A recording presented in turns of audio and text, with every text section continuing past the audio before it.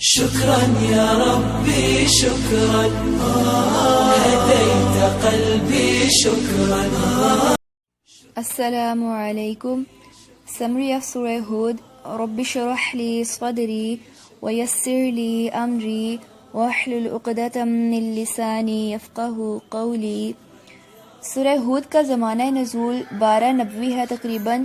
یہ سورہ یونس کے ساتھ نازل ہوئی اور یہ وہ زمانہ تھا جب نبی کریم صلی اللہ علیہ وسلم پر طرح طرح کے الزامات لگائے جا رہے تھے. یعنی کبھی آپ صلی اللہ علیہ وسلم کو شاعر کہا جا رہا تھا اور کبھی جادوگر کہا جا رہا تھا، اور آپ صلی اللہ علیہ وسلم کی دعوت کے بارے میں شکوک و شبہات اٹھائے جا رہے تھے.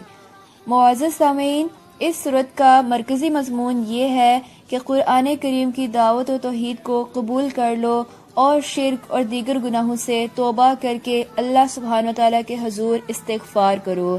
تو جو قومیں اللہ کے حضور استغفار کریں گی تو انہیں مزید مہلت مل سکتی ہے، اور جو قومیں ایسے نہیں کریں گی تو انہیں گزشتہ قوموں کی طرح ہلاک کر دیا جائے گا. اس صورت میں نمایاں ترین مضمون قانون ہلاکت اقوام ہے. سورت کے آغاز میں قرآن کریم کی خاص کوالٹی بیان کی گئی ہے، اور پھر قرآن کریم کی صفات اس سورت کے آخر میں بھی بیان کی گئی ہیں. اعوذ باللہ من الشیطان الرجیم، بسم اللہ الرحمن الرحیم. الف لام را کتاب احکمت آیاته ثم فصلت من لدن حکیم خبیر. ألا تعبدوا إلا الله إنني لكم منه نذير وبشير. وأن استغفروا ربكم ثم توبوا إليه يمتعكم متاعا حسنا إلى أجل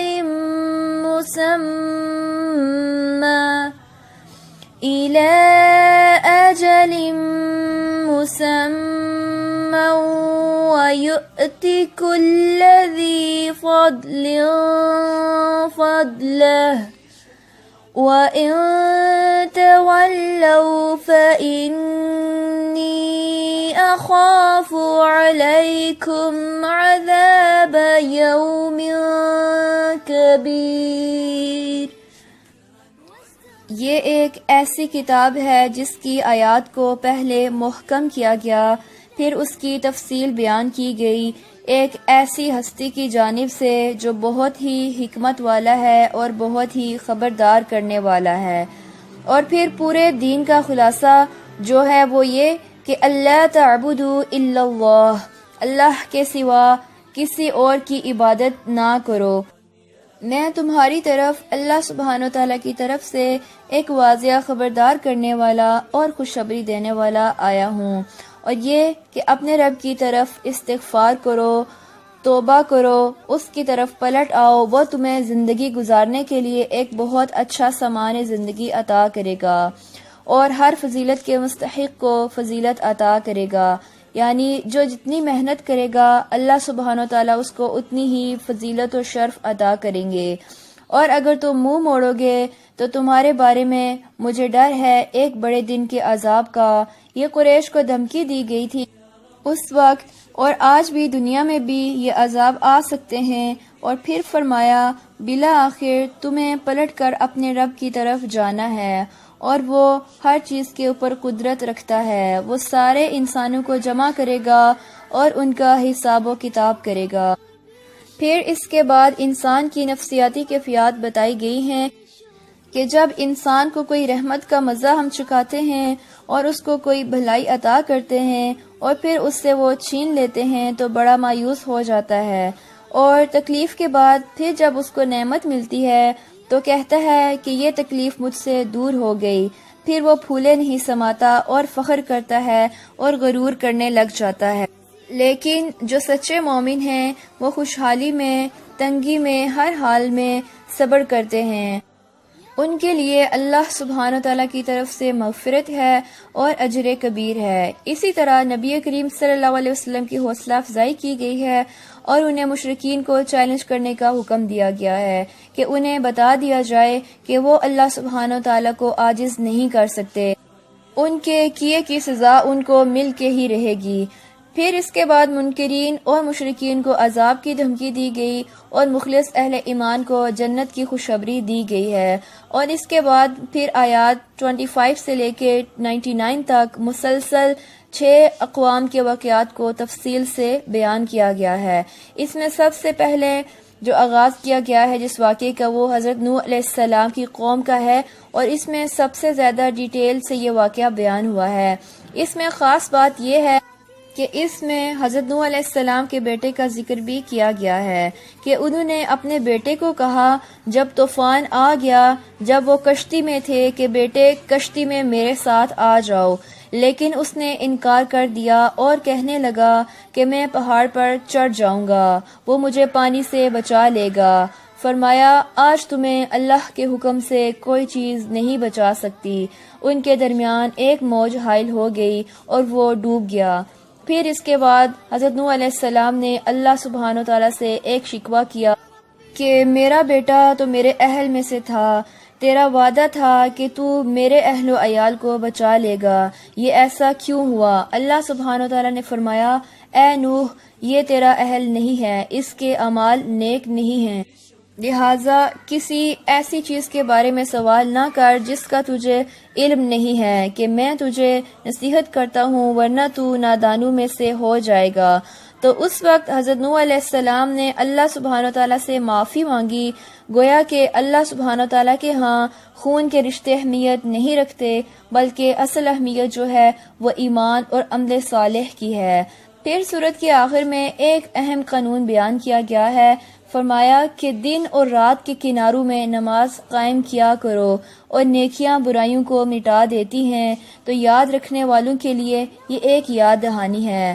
پھر فرمایا کہ اے نبی صلی اللہ علیہ وسلم آپ صبر کیجئے کہ یہ جو باتیں بتا رہے ہیں، اعتراضات کر رہے ہیں اور آپ صلی اللہ علیہ وسلم کی دعوت توحید کا انکار کر رہے ہیں، تو یہاں اہل ایمان کو بھی بشارت دی گئی، اور اب یہ قانون بیان کیا گیا کہ تم سے پہلے جو بڑی بڑی قومیں اور سیویلائزیشنز آئی ہیں، ایسا کیوں نہیں ہوا کہ ان کے اندر جو لیڈرشپ تھی، جو پاورفل طبقہ تھا، انہوں نے زمین میں جو فساد کر رہے تھے لوگ انہیں کیوں نہیں روکا؟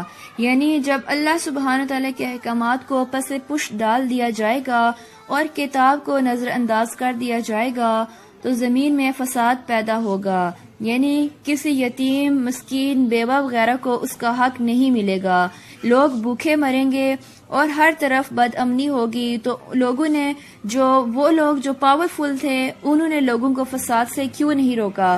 فرمایا کہ ہاں مگر تھوڑے سے تھے جن کو ہم نے بچا لیا، جن لوگوں نے فساد سے لوگوں کو روکا، اللہ سبحانہ تعالیٰ کے دین کی طرف دعوت دی، ان کو اللہ سبحانہ تعالیٰ نے بچا لیا، اور اکثریت نے ظالموں کی ہی پیروی کی جو وہاں پہ کھاتے پیتے تھے، خوشحال تھے، اور یہ لوگ مجرم تھے۔ اور اللہ کا قانون یہ ہے کہ وہ کسی شہر، کسی ملک، کسی مرکزی شہر کو اس وقت تک ہلاک نہیں کرتا جب تک کہ اس کے رہنے والے اصلاح کرنے والے نہ ہو جائیں۔ اصلاح یہ ہے کہ اللہ کے قانون کو فالو کیا جائے، اور فساد یہ ہے کہ اللہ سبحانہ تعالیٰ کے دیے ہوئے قانون، احکامات اور دین کو چھوڑ کر انسان اپنی خواہشات کے مطابق دنیا کا نظام چلائے، تو اس سے پھر زمین کے اندر فساد پیدا ہوگا، اور اس سے پھر اللہ سبحانہ تعالیٰ کے عذاب کی جو دفعہ ہے وہ ایسے لوگوں پر لاگو ہوگی اور ان کو پھر ہلاک کر دیا جائے گا۔ اللہ سبحانہ تعالیٰ سے دعا ہے کہ وہ ہمیں قرآن کریم کو پڑھنے، سمجھنے اور اس کے مطابق عمل کرنے کی توفیق عطا فرمائے۔ سبحانک اللہم و بحمدک نشہد ان لا الہ الا انت نستغفرک و نتوب الیک۔ السلام علیکم ورحمۃ اللہ۔